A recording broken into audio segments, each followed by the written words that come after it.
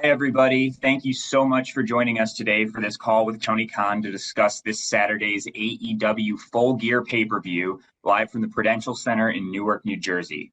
Just a couple of quick housekeeping items in the interest of time and ensuring that we give as many people opportunities as possible. We kindly ask that you refrain from asking any two-parted questions, and also please try to keep your questions focused on this weekend's pay-per-view. I'm going to turn it over to Tony for some opening thoughts, and then we will open the line for questions. Tony? Hey, everyone. I'm so excited. This is one of my favorite times of the year. I love the Full Gear pay-per-view. I love the holidays, and I love wrestling around this time of the year. And I'm really excited to talk to all of you. There's a lot of great stuff happening in AEW, and excited to talk to you all about it. We're on the verge of the most exciting event and the most exciting development in AEW's history, which is our upcoming media rights deal, and now AEW being a streaming property for our shows and the simulcast that's coming. There's a lot of really great things in our future, and the biggest thing in our future right now is Full Gear. It's right in front of us, and I can't wait for Saturday night. I'm excited to answer all your questions, and I'll try to take as many as I can, and if I don't get a chance to take a question now, hopefully I can speak to some of you after the pay-per-view too. But I will try to get as many as we can right now. Jim, we can fire away. Thanks, Tony. We are going to get started first with Jim Barcelone of the Miami Herald, who will be followed by Jason Powell with ProWrestling.net. Jim? Curious with all the things going on, especially with the event coming up, and also the Winter Live Events announcement. That was really big. I'm just curious with going into this event and into the new year with all these announcements of all these events coming up and tickets going on sale. Is there any thought of new ways, new marketing ways to get these shows going ahead of time to get the word out for them? Or is it status quo? Well, we're definitely trying to get the word out about our events. That's why we released a schedule with so many great towns and great venues that we're coming to hit through the end of 2024 into 2025. We're really excited about Revolution. That it will be a debut for us in one of the biggest and best arenas in America. I'm really excited about that opportunity. And I think we were going to be visiting a lot of new venues, a lot of great cities we've been to before, and some new places. But absolutely, trying to hit top markets and get the word out about our live events is a top priority to us. And for me personally, that's why I really wanted to see that release out there where people would know what the upcoming shows are going to be and have time to plan and even have time to budget for it as we're going into the holiday season. Thanks, Jim. Thank you, Jim. Up next, we have Jason Powell with ProWrestling.net, who will be followed by Dominic D'Angelo with One True Sport.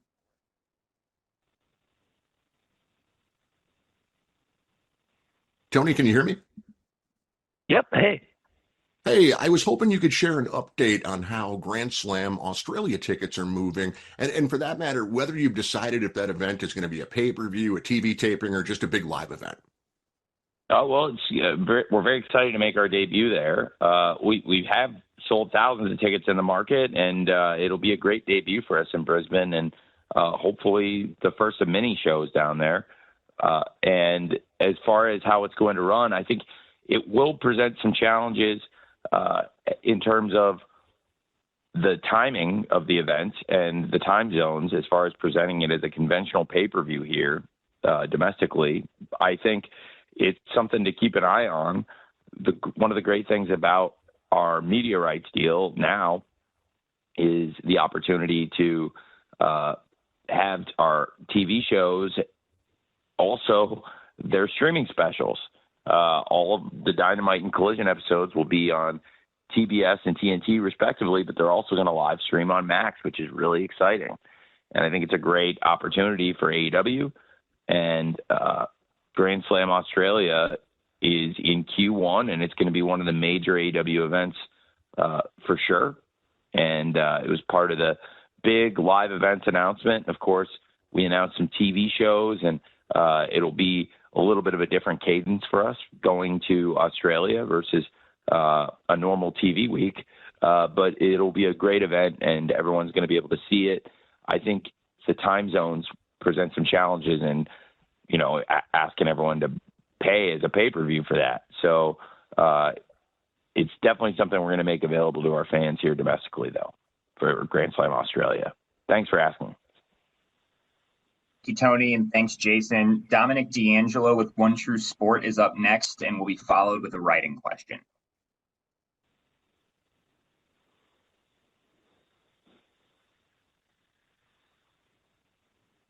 Hey. Tony? Now I do. Hey, man. Hey, good. Good to talk to you, Tony. Looking forward to the pay-per-view this weekend. Did want to talk about Chris Jericho as the ROH champion being the Nueve and everything like that.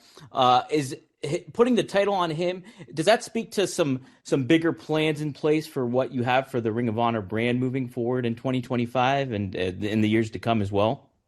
Well, Chris Jericho is one of the biggest names in AEW.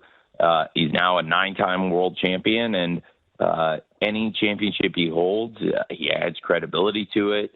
I love working with Chris, and I think Chris is one of the biggest names in pro wrestling. So absolutely, it adds a lot of prestige to Ring of Honor having Chris Jericho as the world champion. And I think it does speak to the ability of Ring of Honor to not only feature top stars in the company, but also potential for media rights excitement around ROH. And there definitely has been some. We've had some serious interest in ROH, and Chris Jericho as a world champion can only help. So that's a great question. Thank you very much.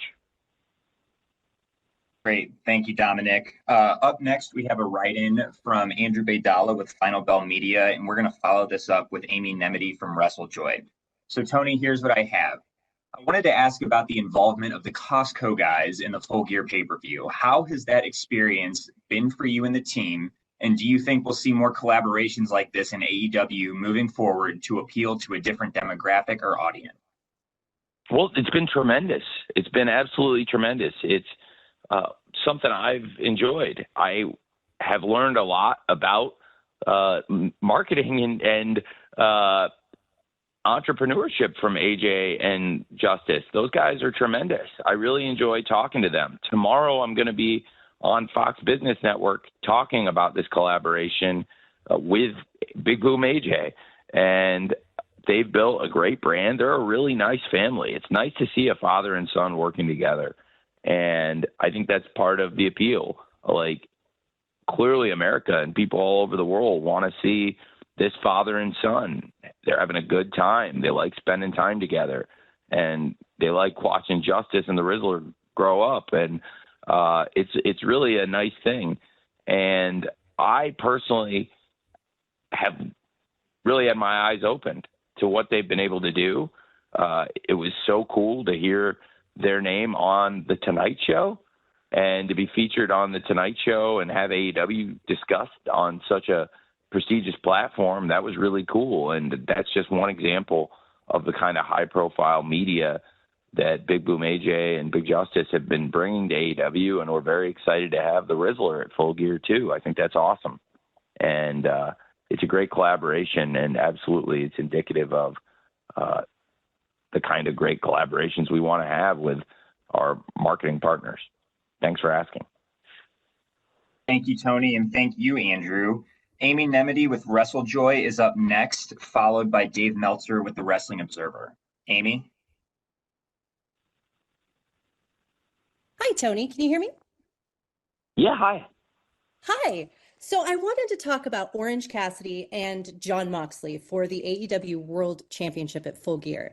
In the November Rain video package, we really got a deep understanding into the story of both of these men as they're vying for the AEW Championship, but also fighting for the spirit, in a way, of AEW. They're both tied in singles matches. Orange had beaten Mox to retain the International Championship at Full Gear last year, while Mox had beat him to win it at All Out. But they both have gotten darker, grittier, and more intense as they've been sort of embroiled in a battle of psychological warfare. What are the stakes as you see them in this match, and will either man be the same coming out of it? Thank you for your time. Well, that's great. I appreciate you asking. It's a great history with Orange Cassidy and Jon Moxley, and very fitting to come back to Full Gear last year and look back at what's happened since. Jon Moxley and Orange Cassidy are in very different places, and now they're in this World Championship fight. And they're two of the greatest stars ever in AEW. When we launched the company, Jon Moxley stood atop AEW from the very beginning, and Orange Cassidy is somebody who's had a much more methodical rise to prominence. And I think Orange Cassidy does a lot of things methodically. And I am very excited about this match. I think that they represent very different parts of the history of AEW, and then they've intersected in some of these great matches, great moments. They also clashed in front of over 81,000 people at Wembley Stadium in the biggest stadium stampede of all time. I think with Orange and Mox, there is always an opportunity for violence. And I think that this match in particular embodies two different voices in AEW and two historical figures that have great significance in our 5-year run that we've had here in AEW. And I think it'll be a great, great match. And I do think the company will be better off for it. Thanks for asking. Thank you, Amy. Dave Meltzer is up next with the Wrestling Observer, followed by Joel Torres of Contralona. Dave?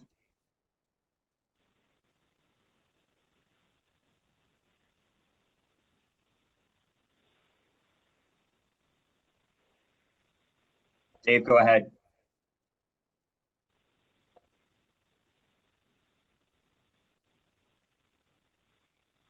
Dave, are you on mute? Can you hear me? Oh, now we do. Hey, Dave. Okay. Hey, Tony, how are you? Hey, good. Thanks, Sam. So I saw the new schedule and everything, that there's some dates where you're going to be doing, Collision and Dynamite on the same night. And on those weeks, I mean, do you have are there alternative plans for Ring of Honor? And also, I guess the bigger question is you sort of answered this as far as Ring of Honor, but as far as domestic and international television media rights deals, do you have any do you have any things that you could kind of let us know as far as how international looks going forward for next year, and as far as domestic, how close you might be on whether it's Ring of Honor or another AEW show coming up, going forward for 2025? Well, it's a great question, Dave, and there's a couple things in there. There's very few. It's a low percentage, and it's not supposed to be a common thing at all, and it's not going to be a regular occurrence. Rarely are we taping the shows on the same night. The only time where you really see it happen more than once consecutively is around the Australia event, which is a little bit of a different cadence for us, like I said, because we have to film content and then fly the crew internationally, and it's a very long flight and a long trip. So it's not going to be common, and very rarely would we tape those shows on the same night. Typically, it's around an international trip or some special occurrence. So the cadence of taping still is far from final for next year, and there's still great media opportunities out there for AEW, and we're still having a lot of active negotiations about AEW and Ring of Honor. One thing that we know for sure, obviously that schedule of events that we put out for early 25, and of course the events we've already released for late 2024, and we also know that Dynamite and Collision have a very strong home for a long time to come on Max streaming, and also for Dynamite on TBS and Collision on TNT. very, very rarely would we tape those shows together. And the handful of times where you see it, it's around some kind of touring or major event that is conducive to a double taping, which I generally don't want to do. But there are times where it makes sense for scheduling. And it's just, and that striking that balance is important to me because it's not something I want to be doing very often.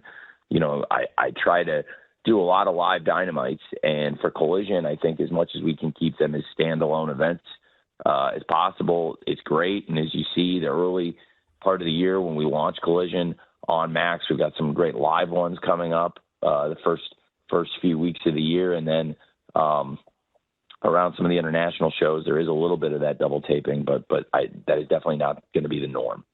Thanks, Dave.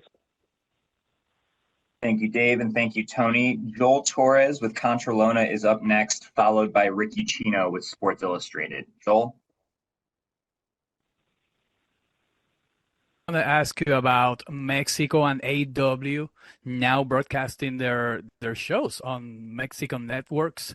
Is part of the plan to go in 2025 to Mexico or other Latin American countries, not as part of CMLL, but as AEW itself? Thank you.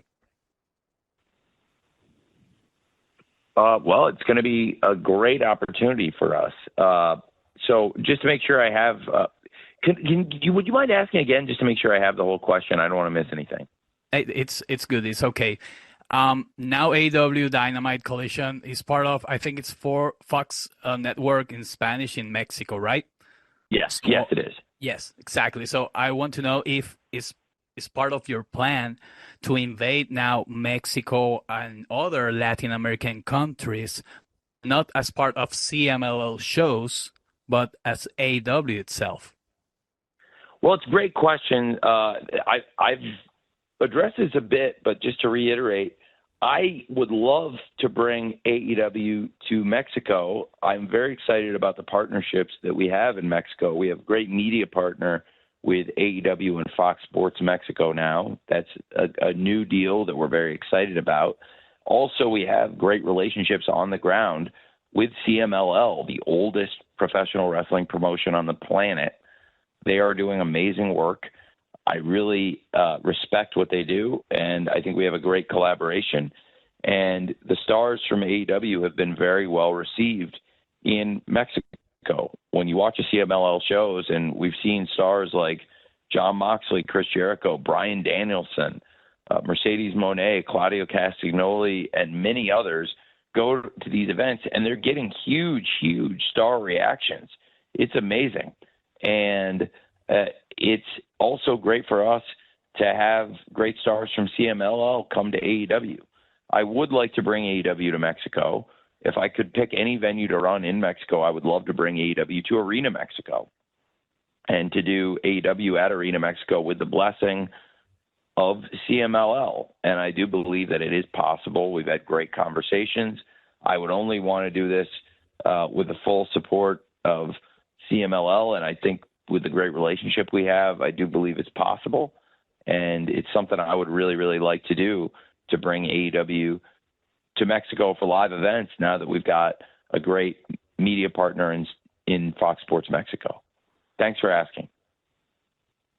Thanks, Tony, and thanks, Joel. Ricky Chino with Sports Illustrated, you are up next, followed by Arunava Ghoshal with Sportskeeda. Rick?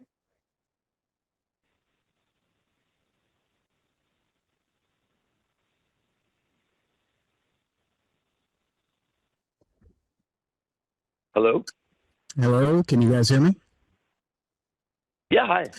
Hey, so this is kind of out of the blue, so I do apologize asking for somebody who's not on the show this weekend, but I wanted to get your thoughts on Harley Cameron. I'm working on a piece about her, and she is just somebody that is continues to impress me. Anytime I get to watch her on Collision or Rampage or any of these shows that she gets booked on, she just does not come off as somebody who has less than 50 matches under her belt. The match she had with Mina Shirakawa on Saturday was really impressive to me. I just wanted to get your thoughts on her overall development so quickly in her career, and how close you think she is to becoming a breakout performer in a really stacked women's division. Well, Harley Cameron is fantastic. I think Harley Cameron brings great energy to any show she's on. She is being utilized in a variety of different roles in AEW. And anytime we can utilize Harley Cameron, I'm excited about it. I think she's so fantastic in terms of her energy. I think her delivery in her promos is fantastic. She is a great athlete, and she is really developing as a wrestler.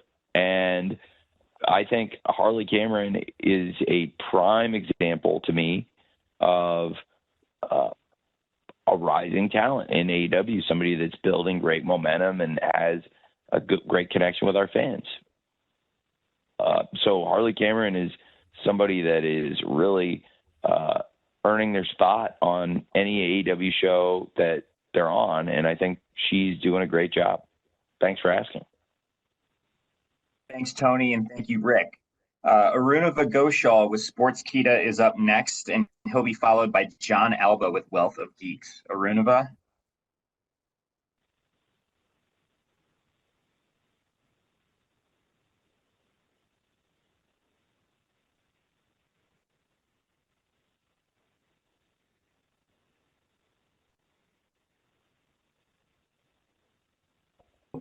Arunava, go ahead. Sorry for that. Hi, Tony. Hi. Yeah, so sorry to ask something not Full Gear related, but recently we saw the shocking news of Tony Storm announcing her retirement.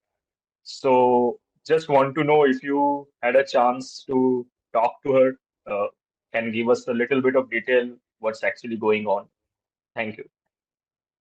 Well, Timeless Tony Storm has been a great world champion for AEW. I think that reports of her demise have been greatly exaggerated. I still expect Tony Storm will have a great wrestling career, but she's really struggling clearly with what's happened. She lost the world title. She lost her protege, and I think she feels like she lost everything, and now she's lost. And I hope that Tony Storm can find herself and come back to us here in AEW, because Timeless Tony Storm's a great part of AEW, definitely. Thanks for asking. Thank you, Tony. John Alba with Wealth of Geeks, you're up next, followed by Alex Hunt with Inside the Ropes. John?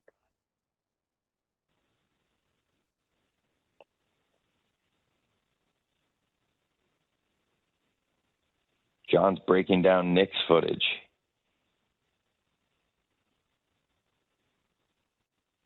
Looks like John's audio might have been disconnected. John's watching the New York Knicks. Why don't we go back to John shortly once his audio reconnects, and we will go with Alex Hunt from Inside the Ropes. Alex?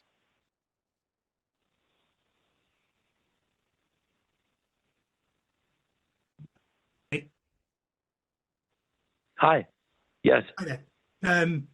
Sorry. So 2024 Full Gear is going to mark 1 year since Kenny Omega competed on pay-per-view.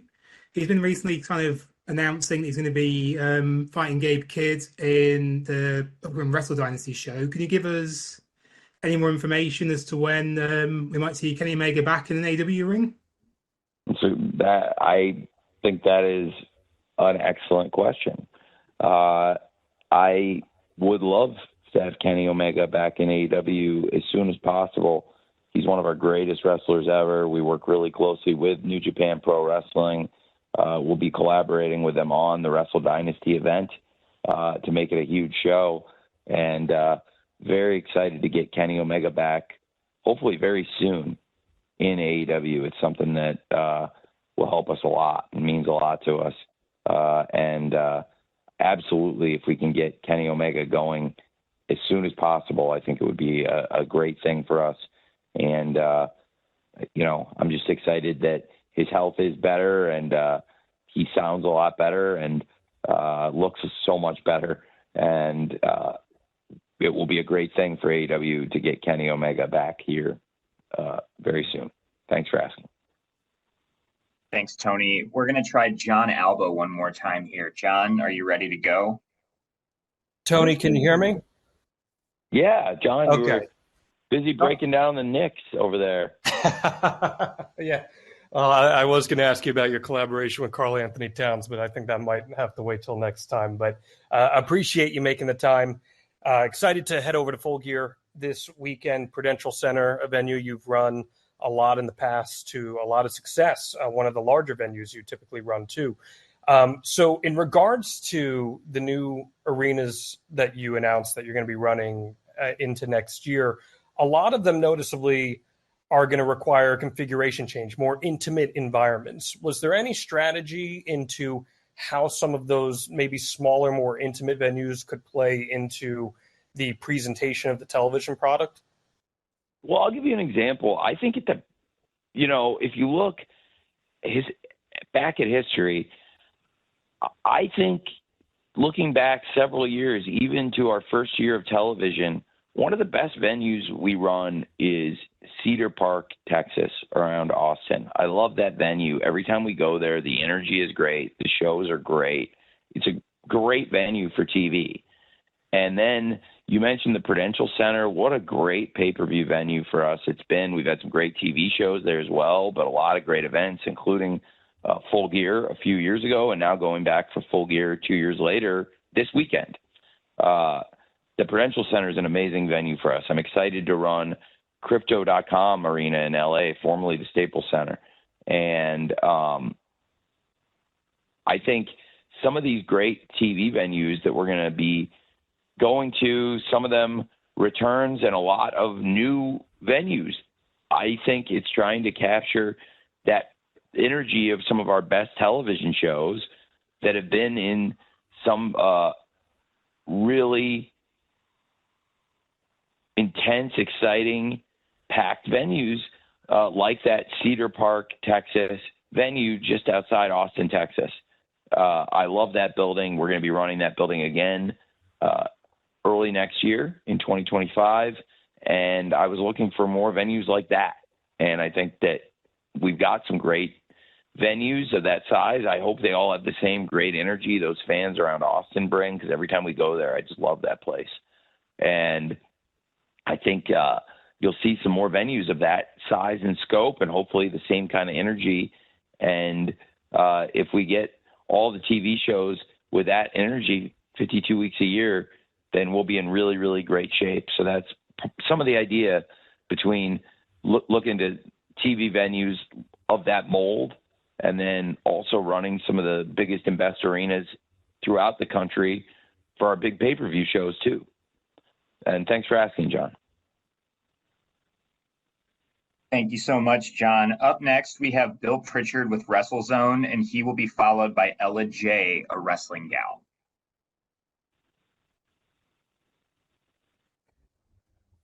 Hey, very well. Thanks for asking. So I wanted to ask about the winter schedule that just came out the other day. Fight for the Fallen in Asheville was listed as the first show streaming on Max. I just wanted to see if you could walk us through like how you arrived at that being the first show to stream on Max, considering all the challenges that people are facing in Asheville. Was it always going to be the first week of January, or did you have any obstacles to sort of get around to make this happen? Well, the goal is to do everything we can to bring AEW and the support that Fight for the Fallen will offer to the people in Asheville.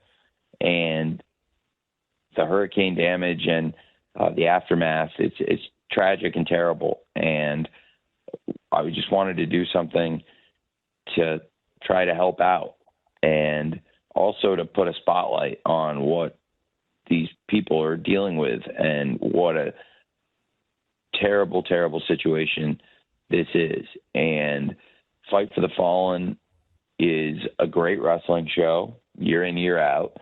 And we've also helped a lot of people throughout the years with this event. And I'm hopeful that we can do something good here again. Nothing can ever turn back the clock and undo all the damage that the hurricane's done around Asheville and the East Coast. But I do think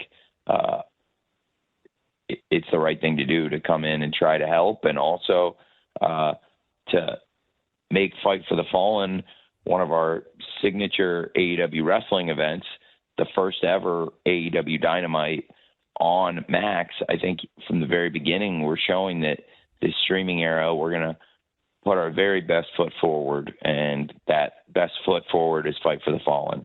I take it really seriously. I really absolutely do love this. I love pro wrestling, and being able to use pro wrestling then to do something good to try to help the community is even better.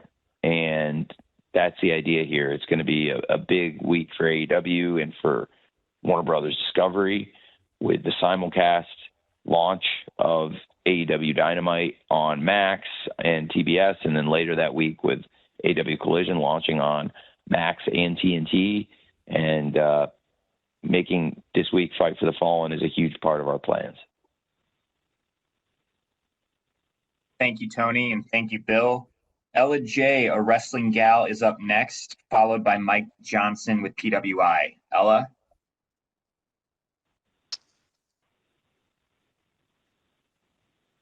Can you guys hear me? Yeah, hi, Ella. Obviously, Mina Shirakawa will be joining Tony Storm at her AEW Women's Championship celebration. I was wondering if you could shed some light on how long we can expect Mina back in the AEW realm. Specifically, will we see her beyond Full Gear? I am optimistic to keep Mina with us a lot.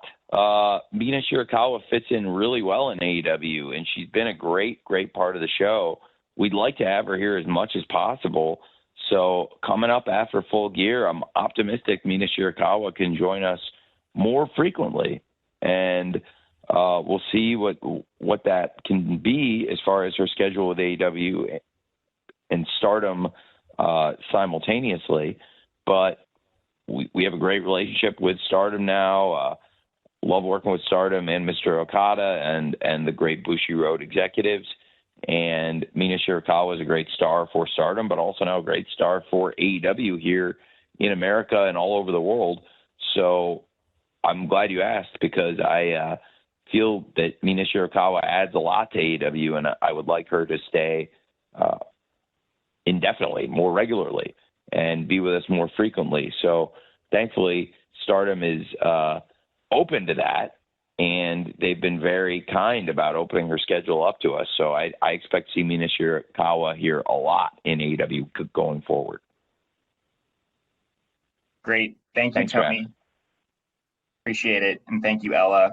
Mike Johnson with Pro Wrestling Insider is up next, followed by Kristen Ashley with Pro Wrestling Illustrated. Mike, go ahead. That's Pro Wrestling Insider, actually, PW Insider. Hey, Tony, how are you? Hey, Mike. Doing well. With all the announcements for the first quarter of the year, including the Fight for the Fallen debuting on Max, the one email that we've gotten more than anything is there any update on when pay-per-views may start appearing on Max? Do you have a target date for that yet? And if so, do you have an idea about what the pricing will be on Max versus if fans order on pay-per-view or Triller or in other places? It's too soon for me to be able to give an update on that, and a lot of that is in the hands of our amazing media partners, to whom we are very grateful at Warner Brothers Discovery.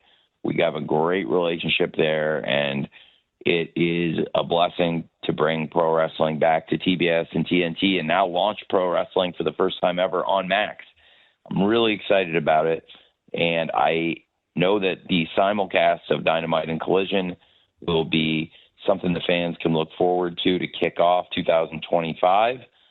The pay-per-view delivery on Max will require a lot of upgrades and technical work on the back end. I don't want to put a date out there that I'm not really sure on, and I know that there's so much work to be done by the Max engineering team to provide that capability on the pay-per-views. So I will have to punt on the coverage of when that question you asked about when the timing when the pay-per-views will launch on Max, as far as that being the service to carry them. We've got a lot of great pay-per-view providers in the interim now, with Bleacher Report sunsetting the pay-per-view capability.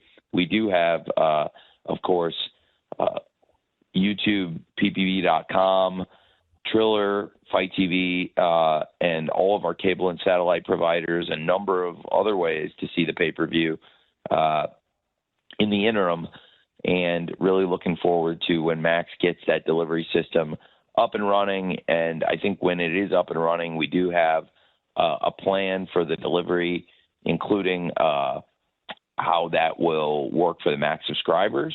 And it's just a matter of time before we can roll it out. But it's something that will definitely be heading to the fans at some point in 2025. But for the Max pay-per-view delivery system, it could be several months at least, I think. Thanks for asking, Mike. Thank you, Mike, and my apologies. Thank you for correcting me earlier. Kristen Ashley with PW Illustrated is up next, followed by Sean Ross Sapp of Fightful. Kristen?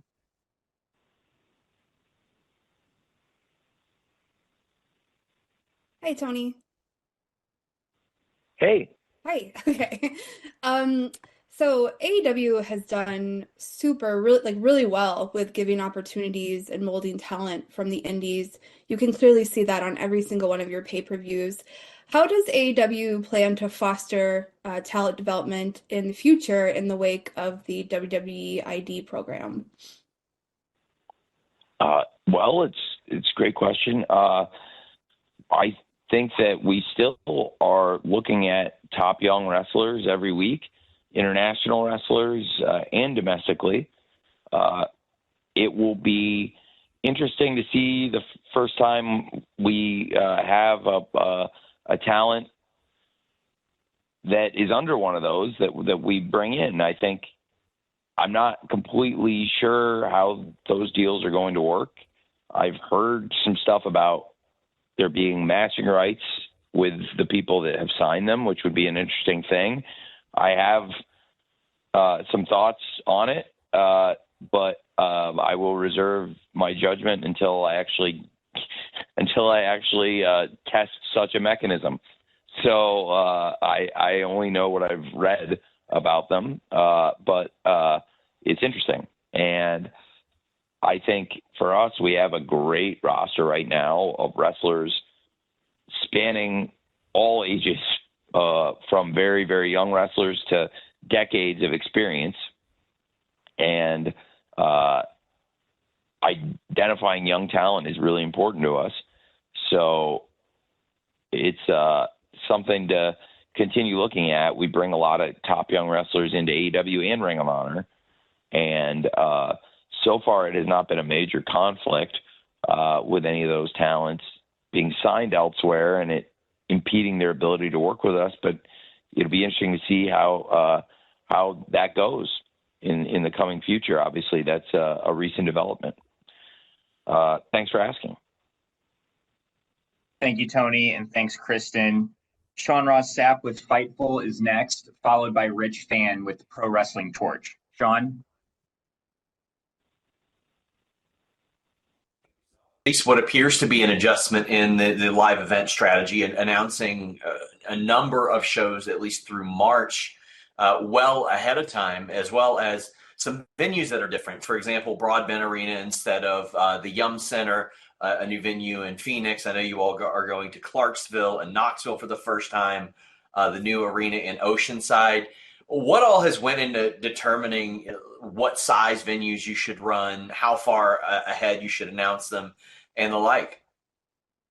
Well, it's a great question. I mean, something I've said, I mentioned it earlier on this call, not to be redundant, but I love that venue that we're running in Cedar Park. That venue is coming up, and a lot of the venues are like that. I think that's one of our best TV venues, and every time we do TV there, it's excellent. Also in Cardiff, that venue and the people were excellent. And you can't replicate the people. You can't replicate the people at the TV in August in Cardiff and bring them to all these other markets. Those people were fantastic for the show. And that arena was fantastic, and it was a great night and great go-home TV. And then the shows we've done in Austin, I can't replicate the people. We can bring the show back to Cedar Park, which we're going to do. And I think they do a fantastic job, those fans, every time we're there. And I think there are other venues of that scale that are just great for us, where you get several thousand people screaming their heads off, and it can be a really great experience and different from that huge pay-per-view scale. And I think to get that energy 52 weeks a year, multiple times a week for television, identifying some great venues that can have that really intense energy, and also markets where the fans are going to bring it and bring the energy. That's really important too. So we're looking at buildings and markets where there's belief that the fans can really get it going for us. That's the idea, and the mindset behind that. So I'm very optimistic about these arenas and these fans and these shows. So, we'll see how it goes, but I'm very optimistic about that announcement and the shows we're going to be running in those venues. Thanks for asking, Sean. Thank you, Tony. Rich Fan with Pro Wrestling Torch is up next, and he'll be followed with a write-in from Joey Hayden at the Dallas Morning News. Rich?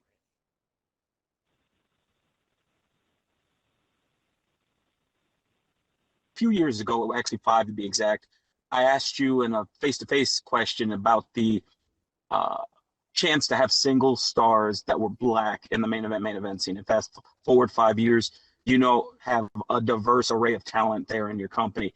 I just wanted to talk about how you balance that, because you have these big name free agents like Bobby Lashley or Mercedes, but then you also have folks who you invested in, such as Red Velvet, or even the Ring of Honor champion, Athena, in terms of giving her an opportunity to showcase a side of herself she might not have in other companies. Could you talk through how you've done that and what your plans are for 2025 in terms of just maintaining the balance between all of your roster as you keep growing?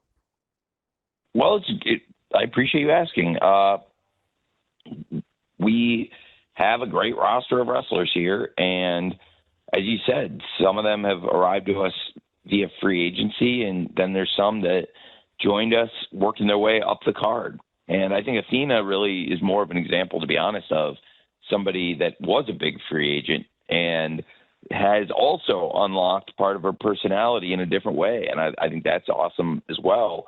That's a little different from somebody, to compare the Ring of Honor World Champion Athena. Look at the Ring of Honor Women's World Television Champion, with Red Velvet, who has been with us for several years and really worked her way up the card. And both Athena and Red Velvet have worked their way up the card here, don't get me wrong, but Athena came in as a free agent with more experience, and Red Velvet has been with us for several years and worked her way into this championship position. I think they're both excellent, and I think something to think about is there's so many different ways to arrive in a prominent position. Everybody wants to be, for the most part in wrestling, in a position of prominence. And there are a lot of ways to get there. I think right now the roster is in a very strong position overall. And we'll continue trying to bring in the best big name free agents, but also, as you said, we have a really diverse array of great stars, and we've been able to bring in top free agents to strengthen the company. I think that's really great for us. And it's something I'm always trying to strike a balance of who the top stars in the company are. It's a mix of the homegrown stars and the free agents. It applies to that diverse group that you mentioned. And it also, it applies to, I think, throughout AEW. It's a mix of big name free agents that came to AEW and people that have risen through the ranks here over the years. And I think that really the thing that generally bonds people together here, the common tying thread, is these are people that love wrestling. And it's what is true of so many people in AEW from the beginning, is this is a group of people that really, really love wrestling and want to be here. And I do think, however somebody arrived in that top spot, however somebody works their way into a position of prominence, it does matter. It does matter the path they took to get there, because we acknowledge history. We see the history. We want to respect the history of wrestlers and their story and the journey they took to get to where they are. But I also think we've been making a real effort to have a balance of our own homegrown stars and bringing in top free agents. Thanks for asking.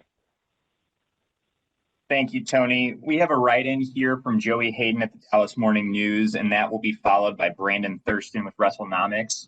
So Joey writes, what were your impressions overall of last night's Y'all In kickoff party in Arlington in terms of things like fan turnout, utilizing Texas Live as a facility, etc.?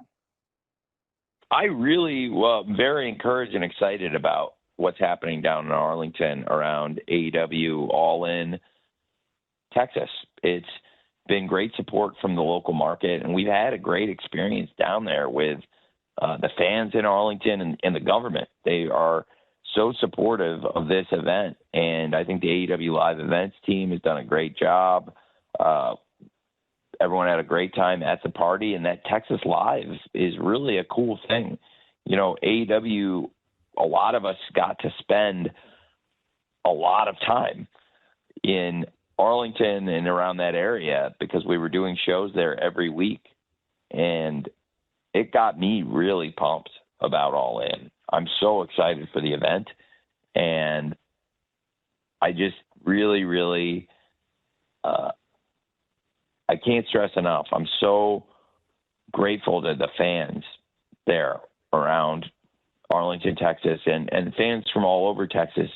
They always are so loud and so passionate about AEW. And anytime we've ever gone there, we've had a great experience. The residency at the Esports Stadium in Arlington was fantastic. And to be able to go back to that town and put on our biggest domestic event of all time, I feel very good about it. Those people are great wrestling fans, and I think we're going to have great success. And there's going to be people that are going to want to come from all over America and I think all over the world to be a part of this event. Thanks for asking. Thank you, Tony. We have Brandon Thurston with Wrestlenomics up next, and then we're going to close with Brian Zillum of PW Torch. Brandon, you're up.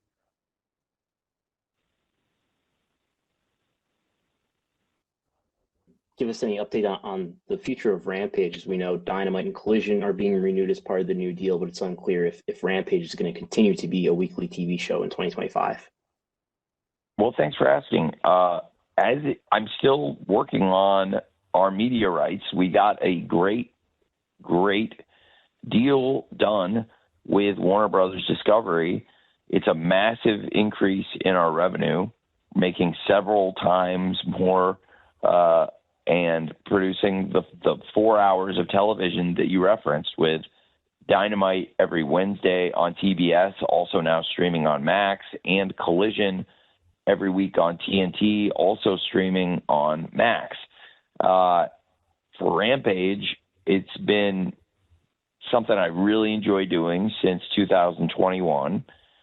In the deal we got, where it's focused on these 4 hours of television, it's not currently in the package of our Warner Brothers Discovery media rights deal. I think going forward, there's a lot of opportunities for AEW, and we've talked about trying to grow the brand internationally and domestically. And as far as Rampage goes, that show or potentially other AEW content, there are a lot of places it could live. All of our focus in 2024 on the business side had to be on our media rights renewal with Warner Brothers Discovery. They've been our partner from day one, and the most important thing that we could do was extend that huge relationship for us. And I've spent a lot of time working with Mr. David Zaslav and Bruce Campbell and the great team at Warner Brothers Discovery throughout this year, working to keep AEW at TBS and TNT. It's important to us, and it's important to Mr. Zaslav, who told me so. And it means a lot to be wanted and to be valued as part of the family. And we got a big media rights renewal with a big increase for AEW, and the revenue puts AEW in a great position, and it also allows us to add new value. I think we've done really well for TBS and TNT for viewership for several years, and we continue to be a top show with Dynamite on TBS and Collision on TNT. And going forward,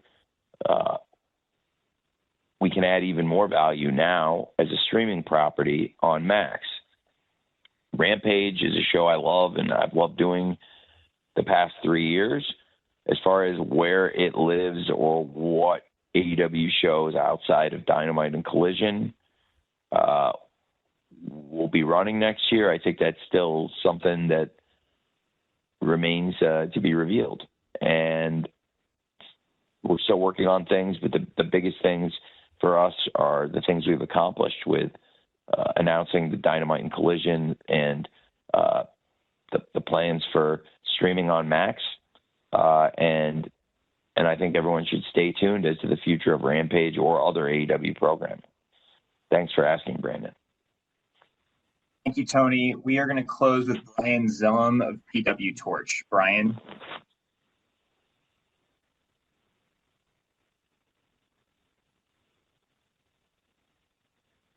Brian, go ahead. Okay. Tony, can you hear me? Yeah. Hi, Brian. Good to talk to you, Tony. Tony, I know it's still early. I don't know if you have any available numbers to share, but the all-in VIP packages came on sale officially as today. Do you have any available numbers to share as far as sales so far? And do you have an idea of the amount of tickets that are going to be available as far as the setup for all-in going into next year? Thank you. Well, I don't have all the numbers right now. I think it's going to be a great event for us. We're really excited about this on sale. I expect it will be a huge success, AEW All in Texas. And, I think it's in line to do numbers that would compete with the very best events that have been there. Some of the biggest games and concerts and events that have been held there at Globe Life.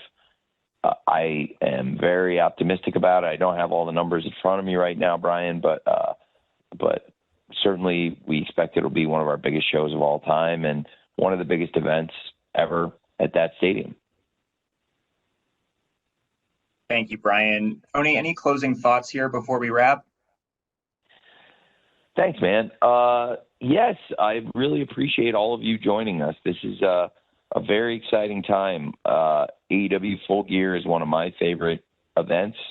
I know when I walk into the Prudential Center, I'm going to have that big fight feel. I walk in there and you're like, wow, this is Full Gear. This is a big deal. I remember walking into the Target Center in 2021, walking into the Prudential Center 2022, and going into the Forum last year, and every time it's like, man, this is a big show. This is a big deal. It feels like a major event, and it's also a time of the year, this holiday week coming up. It's very conducive to pro wrestling. hopefully you'll all enjoy Full Gear. I think it's going to be a great event. And if I was not able to answer any questions today, if you can join us on the weekend, we'll try to get your questions answered there, however possible. I really appreciate all of you covering us. I think from the very beginning of AEW, it would not have been possible for us to have this growth and success without great outlets and great people like you covering us from the very beginning and giving us the opportunity. So thank you for that. And thanks for joining us today. I hope you'll all be able to see Full Gear, and I really hope you all enjoy Full Gear as a wrestling show. And thank you for what you do covering wrestling.